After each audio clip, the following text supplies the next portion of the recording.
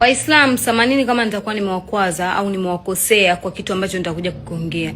Ila nilikuwa na ombi moja. Ramadhani ya mwakani tunaombeni ikifika saa 12 mtoe gwaedi tu watu wakutane na wapenzi wao. Mbona Wakristo si hatuna sheria nzito hivyo?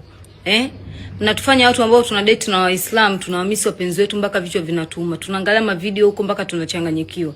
Siku 30 nyingi sana Waislamu, tunaomba Ramadhani ya mwakani kabla mwezi kuandama mtangaze kwamba ruksa kukutana mwanamke wako baada ya kufuturu.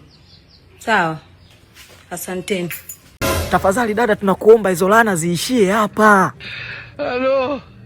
Unataka saa 12 ukimaliza kufuturu tu ndo ukaliwe papa? Sio vizuri, astaghfirullah, nakuomba kwanza we dada hapa.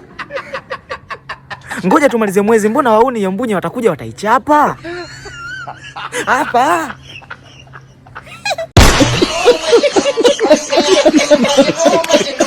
Hey guys, mambo vipi?